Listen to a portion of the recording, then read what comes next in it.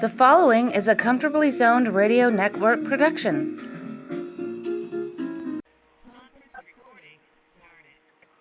Thank you, Mose Allison and Tally Olson. Not many people know that Mose contributes to this show. In the introduction, that's Mose Allison giving a few notes. Anyway, the show is the talents of the four. What were you? The four lads? Not the four lads. The Fab Four. Fabulous Four. The Fab Four. The Fabulous Four. I've got four fabulous baseball maidens, mavens, who have been with the network together for like 5 years. And if you ever, listening audience, if you ever want to just go to Facebook, go to YouTube and Google their names, and you'll love the hours and hours of input that these guys have given us.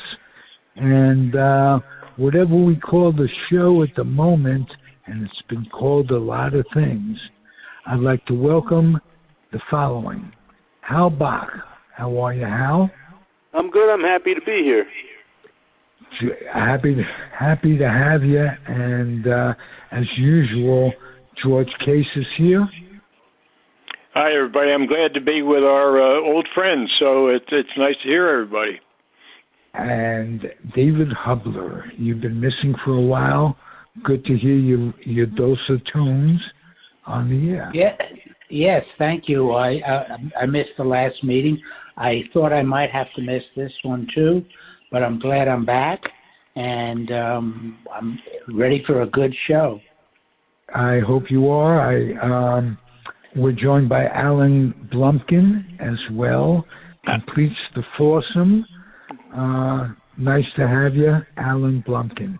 Glad to be back, and since I missed last month, I'm very glad to be back among all you guys. It's always a pleasure. It is a pleasure for all of us to have you and to have each other. And what a blessing it is. The network and our friendships took a big blow in the last couple of months. Ronnie Rabinovich passed away, and then recently Mark Littell passed away. And it makes me just want to do every show that we can, because life is so precious, and I no words to express the loss personally and as a network and all that. We're all heartbroken to lose these people as friends. And let's go on. Let me start with the topic. Major league managers over the years whose names aren't Casey Stengel and Leo DeRocher, who you guys are interested in. You have a story to tell. Either you covered these guys, Hal Bock, and got impressions, or you just recently did a dissertation, or maybe, George, your dad played for a manager or two that you want to talk about. And David, I'd like you to chip in. I can't think of any except Washington.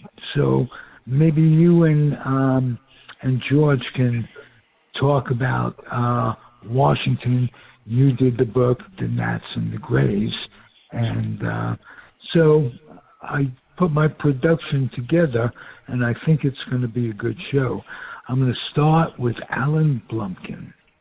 Okay, guys, a week ago Monday, a week ago Friday, I did a podcast with David Nemec, who's having a rough time physically right now. I spoke to him yesterday, and we did the podcast on a dynasty that never was, the 1948 through 1950 Red Sox, who won 96, 96, and 94 games through those 3 seasons that had nothing to show for it. And in the discussion, we got to the topic of Joe McCarthy, who managed them in 48 and 49. And I've been saying this for quite a while, that I think McCarthy was a very overrated manager, that he was very good at winning pennants when there was like 8, 9, 10 games or more. But in the 5 seasons that he managed teams that were involved in the race, where he lost 3, where the team he managed was 3 or fewer games behind, he managed to lose all of them. There was the 30 Cubs, the 35 and 40 Yankees, and most famously the 48 and 49 Red Sox. So I did a little talk on this during our podcast last week, and I just wanted to see if anybody agreed with me, disagreed with me, or if you had any opinions on this. Gentlemen. Alan, I'd like to make a couple talk a little bit about Joe McCarthy, because I had some personal interest there. I think a lot of managers, it depends upon the cast of characters that you have on that ball club. Now, McCarthy had those great Yankee years when, he had Gehrig and Ruth, and then, DiMaggio and then Mantle and all that. I mean, that's the kind of players. It's hard to not win when you've got that kind of, if you're putting pushing the right buttons, you've got the players. And, before McCarthy, you had the same thing with Miller Huggins with the Yankees. So, I think that it really depends upon the team and what that manager, you hear the old expression, you can't fire the team, so you fire the manager. And baseball managers are hired to be fired. And they have some with great success and some with not. Now, I know a couple former Major League managers, because my dad played for Bucky Harris in the Hall of Fame, played for Lou Boudreau with Cleveland in the Hall of Fame. He and my dad and Mickey Vernon were very, very close. Mickey was managing the expansion center 61 to 63, had virtually no talent, and the team was the last place team.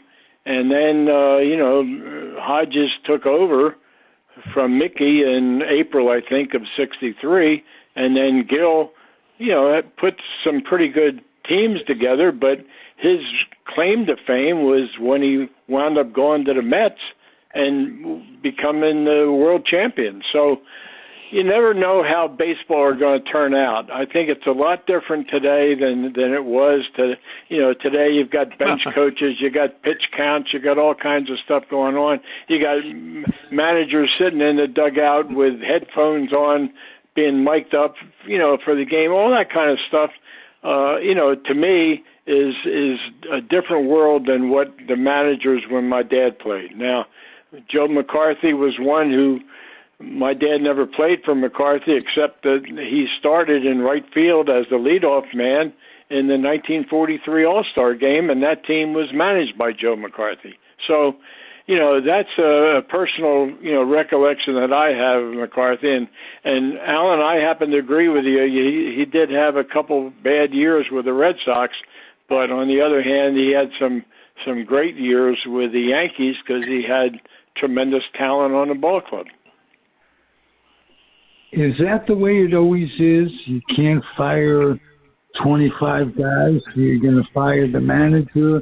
He gets blamed when things are going bad, and he gets the credit when things are going good. Ralph, I think that's, I can't speak for the history, but to me, that's the way it is. And it's just not baseball. It's basketball. It's football. If you're not going good, the manager is in the hot seat and he's going to get the axe. If he is going good, then he gets the credit. And I think that's just the way it is. You can trade players and do all that kind of stuff, but you're not going to fire the whole team. As far as I know from my knowledge of history of baseball, that's never happened. Well, the funny thing going on here in New York, Aaron Boone is the manager of the Yankees, and his first 3 years, he won over 100 games every year. Last year, they won less than 100 games. They were in the playoffs every year. And this year, they got off to a record start. I mean, it looked like they were going to win 120 games. They would never lose. And yet, and then they came back to earth, and now they're in a little bit of a pennant race with Tampa and Toronto. But regardless, throughout that period of time, the fans on Sports Talk Radio have been screaming for Aaron Boone's scalp. Now, I don't get that. I mean, the team wins 100 games. The manager must be doing something right. And yet, 3 years in a row. Has any manager won in their first 3 years as managing 100 games a year? The fans here in New York are sharpshooters, and if he makes a misstep, they jump all over him. The poor guy, I mean, he's done a hell of a job with the Yankees as far as I'm concerned.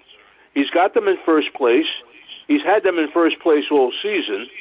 He won 100 games 3 straight years, and then took a team that shouldn't have been in the playoffs because it was banged up last year, somehow found a way to get them the wild card and into the playoffs. So give the guy a little credit, but not here in New York. It's a tough town. How I'll mention one thing. The two things that the Yankee fans hated most about Aaron Boone is when they had Joey Gallo, when he was playing Gallo every day, and the guy just can't hit. Mm-hmm. The Dodger fans are learning that now. Yeah. And then with Aaron Hicks, who also the fans can't stand because he can't do anything offensively, and he screwed up 2 fly balls in a recent game in left field. And, in fact, Boone basically took him out after that inning. The way Hodges took out Cleon Jones in 1969 for screwing up something. And I was at a game in Detroit years ago with Cleveland manager Ken Aspromonte took out Alex Johnson, who just stood there with the 2 fly balls that he easily could have caught, dropped for hits. So I think when that focus on a player, that as long as the manager keeps putting this player in a lineup who the fans can't stand, they boo the hell out of him. Well, doesn't he get credit for winning 100 games 3 straight years? I mean, he must have been doing something right. What have you done for me lately? And the Yankee fans, unfortunately, I'm in first place in September. They expect them to win every game. The fans expect them to win every game, which of course. Well, that's unreasonable, though. Of course it is. Of course it is. I don't think it's so much that the Yankees fans expect to win every game. That's we've all known for years, and it's been recognized that among baseball fans, Yankee fans are among the best, most knowledgeable. I don't say they're number one, but they are up there in the top. And they know the game. And it's not a question of whether they wind up with 100 wins or not, how the game is managed. And when you start making a screw-up changes or non-changes, the fans are going to react. Yeah. Yeah, but the way they're reacting about Boone is over the top. I agree with Hal. Has to be a certain amount of credit patience. for the body of work. 300 wins in 3 years, and then another wild card berth in a year that shouldn't have been in the playoffs. Don't you get credit for that? I don't know. I think you should. I agree. And if they're not in first place now, that would be another story. But they are. And exactly. So that's crazy. George, who did your dad play for that he liked, and who did he play for that he didn't like? Well, I don't know, who he didn't like. I think he liked all the managers. My dad was a very, knowledgeable baseball guy, but he was also very mild-mannered and respected everybody. I know that Bucky Harris was his longest manager, and he really loved Bucky and thought he was the best manager in baseball at the time. And then after Bucky changed jobs, and then I think in 47, we're talking about the Yankees, I think Bucky had the job with the Yankees as the manager and brought them to the World Series, and they won the series in 47. So I can't say that he disliked anybody, but his long-term association, I think, over the years, and they became very good friends, was with Bucky. And he also, my dad was very close to Ozzie Bluege, and Ozzie succeeded Bucky Harris as the manager of the Senators. So, it's hard for me to say that he disliked anybody. Not disliked personally. How about disliked as a manager? Well, as a manager, I mean, that's what I'm starting to say, Ralph. A ball player, my father, a lot of ball players, if they're knowledgeable about the game, they will agree with many of the moves strategically that a manager makes. I do know that one time my father mentioned to me, before this happened, way before I was born, but I heard the story later on, that Bucky Harris in 1939, I believe it was, or 1938, I guess it was, had Al Simmons, who was one of the greatest ball players and hitters in Major League history. Al was struggling. He was, way over the hill, but Al went up to the plate, and Bucky decided to pinch hit for him. And my dad said that, everybody was sort of aghast that Bucky would do that. And Simmons was a very, hard-nosed kind of guy, didn't take too kindly with it.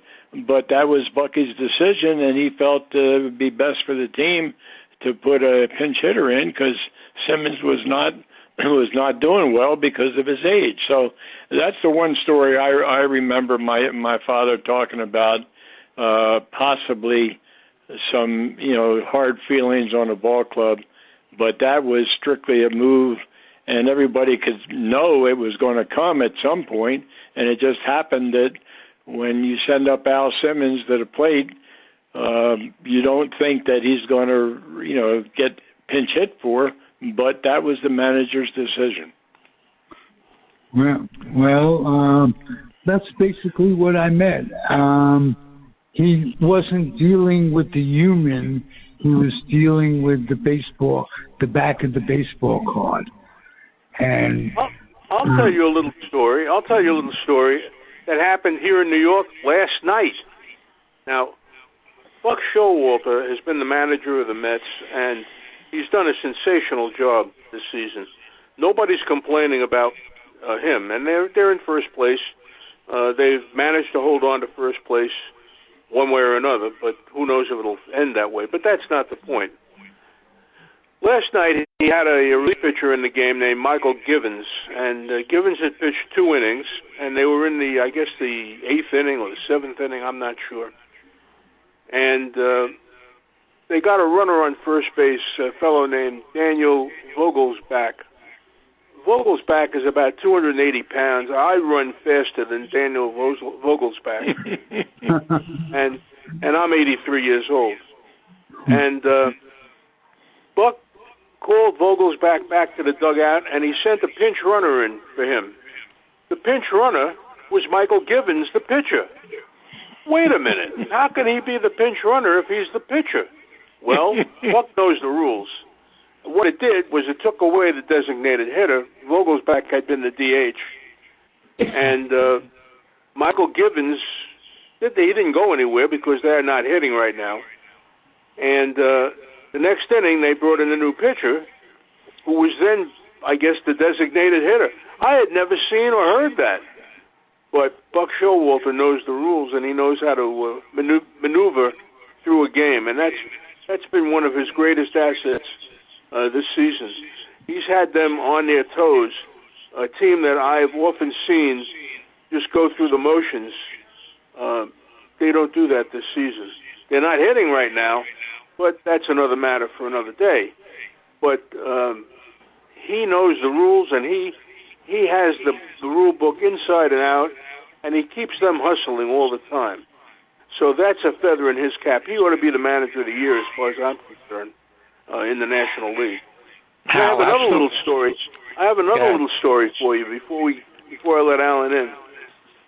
Last night, or I think it was last night, there was a game between the Cleveland Guardians and the Los Angeles Angels. And whoever the batter was, pitch is delivered, and it appears to hit him in the foot. The umpire says, no, it bounced and didn't hit him in the foot. Francona, the manager of the Guardians, comes running out of the dugout, and he gets into it with the home plate umpire. And they go around and around for a while, and Francona gets thrown out of the game. Meanwhile, the Angels pitcher gets tired of waiting around while this argument is going on. He starts throwing warm-up pitches. The umpire says, no, you can't do that. Here comes Phil Nevin out of the Angels dugout to argue that he can do it. And immediately, or almost immediately, Nevin gets thrown out. So the two managers got thrown out on the same play, and the ball was never in play. Now, I ask you, have you ever seen anything like that before? Well, that's a great one there, Hal. That's a very, very interesting situation. I mean, I've never heard of such a thing either. I mean, that's very unique. The umpires use it as an excuse to not let the pitcher warm up in between, get loose, stay loose. You see that all the time. What possible? Not last night. Well, it wasn't Angel Hernandez, was it? No. Angel threw out Max Scherzer. Wait a minute. Yeah. Max Scherzer. Hal, I want to ask you one thing. You brought back a memory for me. Sure. Who was the manager?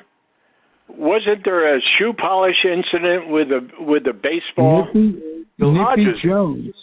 Nippy Jones. It happened with Nippy Jones in the World Series when the Braves played the Yankees. Fred Haney was the manager. Who? Fred Haney. Yeah. Yeah. Okay. And then in 1969, Gil Hodges pulled the same stunt. Came out of the dugout with a ball with shoe polish on it to prove that it had hit the batter. And the next hit, I think the next batter was Clendenin, hit a 2-run homer. So, yeah, that's happened a couple of times. Well, there's a couple of things I want to mention. First of all, the rule with the DH that you were describing, Hal, is called the Ohtani rule. It was put in because when Shohei Ohtani gets removed as a pitcher, he doesn't have to come out of the game. He can go to the DH. Oh. There was a big stink made about that before the season started. Wow. And one of the funniest stories I ever heard was Frankie Frisch was managing the Cubs. They come into the Polo Grounds for a doubleheader. And Frankie Frisch lived in Westchester. So it was a very, very hot day, and Frisch was looking to get thrown out. In those days, if you got thrown out of the first game, you were thrown out for the day. The umpire's being Reardon. So Frisch is coaching third base, yelling at Reardon all the time. And Reardon goes out to him, says, Frisch, as long as I got to be out here, you're going to be out here. And there was the case in Mets history, Bobby Valentine, who had a kind of a sense of humor, which was fun for us to cover. He got thrown out of a game at Shea Stadium, and he disappeared into the clubhouse. And an inning later, this individual shows up in the Mets dugout with a mustache. And he looked suspiciously like Bobby Valentine. He had put on a fake mustache. Make believe I'm not thrown out, I'm just a different guy, you know? That's a good one. Hey, can I interject one thing? Alan, I heard you talking, and you were this subject about managers. I thought you might want to talk for a few minutes about a person who I think is really overlooked, and he happened to be the manager of the Pittsburgh Pirates, and that's Danny Murtaugh. Yeah, Danny Murtaugh. In fact, I was a freshman at Pitt, and a friend of mine and I snuck into Forbes Field in the ninth inning of Game 7 in 1960. We saw the Mazeroski home run. And Danny Murtaugh managed the Pirates through 1964. He always had heart problems. I know he and Mickey Verta were very, very close. Right, they were. Because they grew up in the same area. Right. And Murtaugh came back for a little bit in 1967, and then he left again, and then he came back in 1970. And managed the Pirates to a division championship in 1970. They lost the LCS to Cincinnati that year. And then in 1971, they won it all. So he's one of the very few managers that have won 2 World Series that doesn't even get considered for Cooperstown. And after 1971, he quit because of health reasons. I came back in 1973 after the Pirates dismissed Bill Verdon and managed through 1976, I think it was. And then he died after the season from a heart failure. He was 59 years old. But Dick Groth, when I interviewed Dick Groth, I spent several hours with him in February of 1985. This is 37 years ago already. I asked him about Murtaugh. I says, Murtaugh was the best manager he ever played for. And he says, the ABC plays, which means he's like Casey Stengel. He had no tolerance for mental errors. Physical errors, with the great managers, physical errors they can deal with. Mental errors, that's another thing altogether. That means they don't have their head in the game. I think that's a characteristic of all great managers, is that they don't have mental errors. I think one of the problems with baseball today is that in a lot of cases the fundamentals are so bad that every time I see a idiotic fundamental play, I said to myself, Casey Stengel would have this guy at AAA tomorrow. But you can't do that anymore. Hey, George, let me make note of the fact that your dad was not a major league manager, but he was a manager that held almost as much responsibility and credit as a major league manager. He managed an entry-level team in Oceana, am I correct? Oneonta, right. Okay. In what year was that?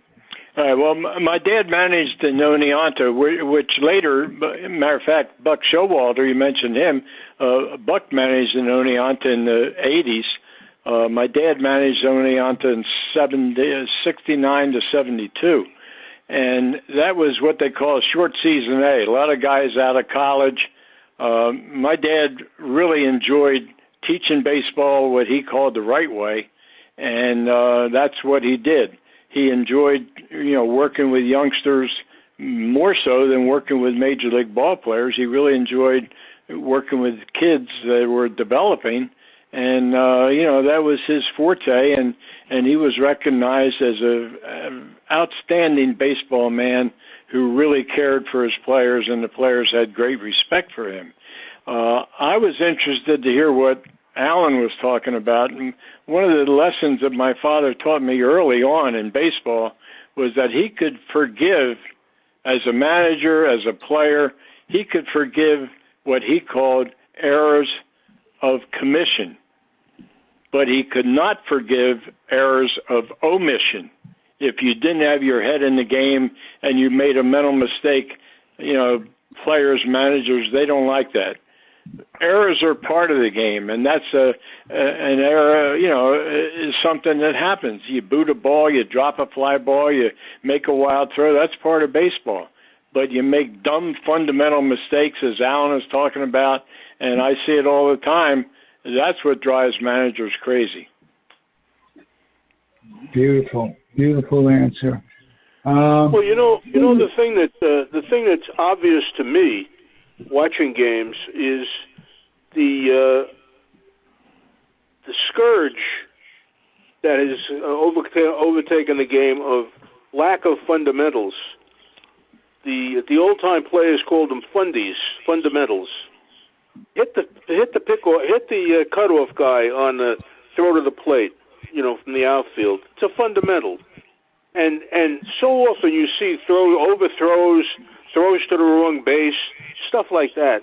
And that, I would think that would make managers really crazy, because that stuff is what you drill, or you should be drilling, in spring training. And by the time you hit the season, that should be automatic. You don't even have to think about it. And yet somehow the modern players are challenged by fundamentals, and that's unfortunate. Yeah, Hal, you know what? I totally agree with you. I have made I'm not a fan of today's game, but when I watch today's game, I see that happening all the time. And that's what I'm talking about, that would drive a manager back early in baseball, would drive him crazy. Hey, you hit the cutoff man. That's part of baseball. But I see these guys, outfielders, they think they got the great arms. They're heaving the ball way over the infielder's cutoff man's head, trying to nail the runner at home, as an example, and that it doesn't happen. And I've seen them throwing the ball around, throwing to the wrong base. When they're base running, they're running to the wrong base. They're not looking at what the situation is. And I happen to agree with you, Hal. The lack of fundamentals in baseball today drives me wild. Well, the one that drives me crazy is when a runner on second takes off a third on a ground ball hit the shortstop. Right, exactly. There was a play last night in the Mets game. Men on first and second, Lindor is on second, and man on first and second, one out. The ball is hit to the third baseman, the Cubs' third baseman. Now, the easiest play in the world is him stepping on third with a force out and then throw to first. You got a double play. Right. He fields the ball. Lindor stops. He looks at Lindor like, why are you stopping? Why aren't you running to third base? And then he decides to go around the horn, throws to second and on to first. They get the double play, but I was amazed that he was a play right in front of him. Step on third, you got the force play. But apparently by Lindor, by stopping, confused the third baseman. I don't know why. I mean, you get your head in the game, pal, Right, exactly. Joe Walter has tried that move 4 or 5 times this year, and it works because players have their heads up there,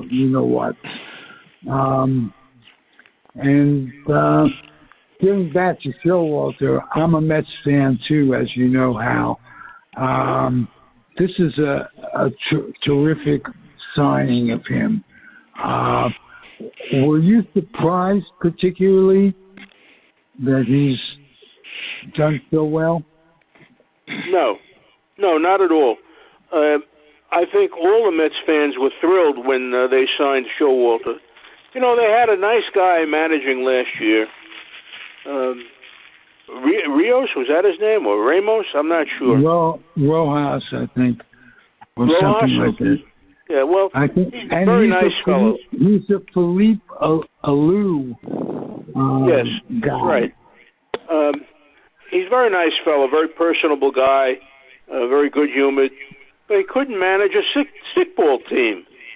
And they just got away from him. And as a result, they wound up in the doghouse. Showalter does not, he's in the game. He's always in the game. He sits there and he stands at the foot of the dugout and he's watching every move. And, the guy, to me, is the manager of the year, without question. I was sorry when he left the Yankees. I thought they had picked a real good guy to come up there. And he letting him go I thought was a big error. Yeah. Okay, guys. Let's go around the horn. Anything to add? Al Blumkin. I'll tell you about the craziest play I ever saw. This happened in a Pirate Cub game last year, early in the season. There's a runner on second base, and the ground ball was hit to the third baseman, who threw a ball that pulled the first baseman off the bag. All the first baseman had to do was take a couple of steps and tag the bag, and the inning is over. The first baseman decides to run the batter down between first and home. And he's chasing the runner, chasing the runner to back and forth, and finally he throws the ball to the catcher, and the runner runs.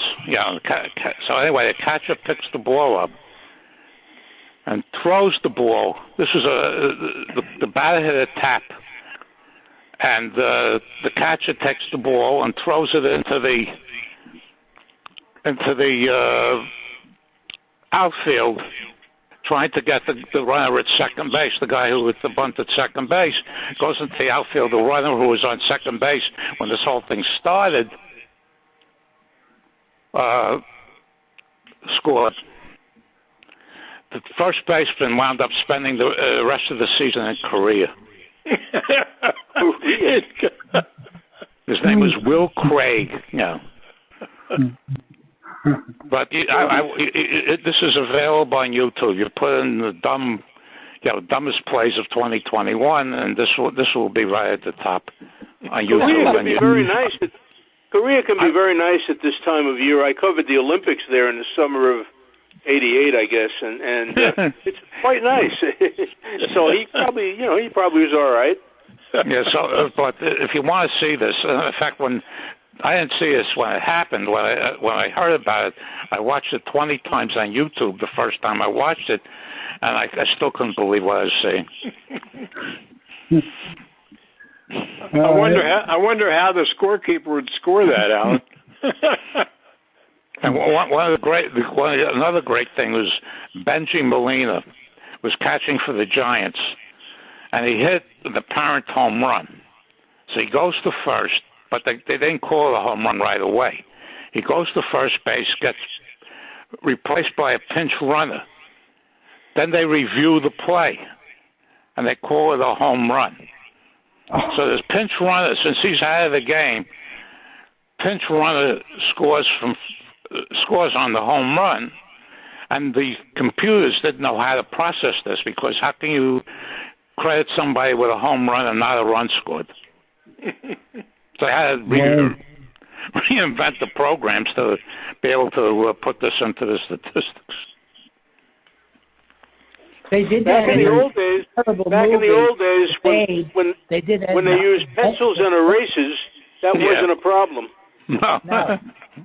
But they did that in that horrible John Goodman movie, The Babe, where his last home runs of his career, a pinch runner replaced him each time at the first base.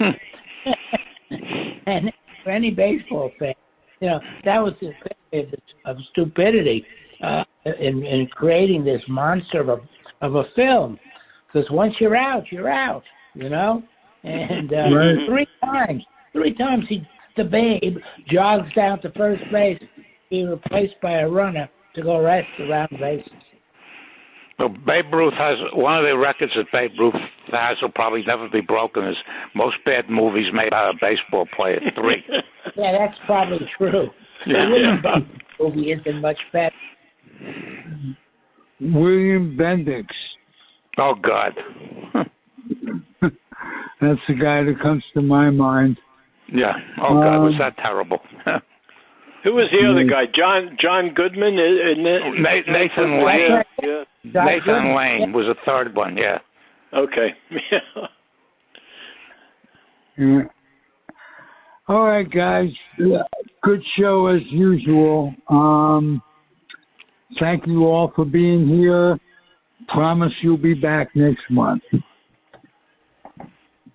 Okay. Try. All right. Good to hear everybody.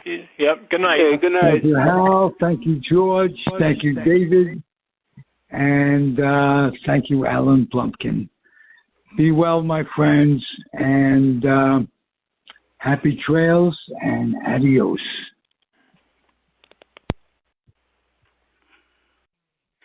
The proceeding has been a Comfortably Zoned network production. You are advised to keep your dreams wet, your humor dry, your children and grandchildren out of military recruiting offices, and off the laps of clerics who wear dresses. Thank you for listening, everyone. Happy trails.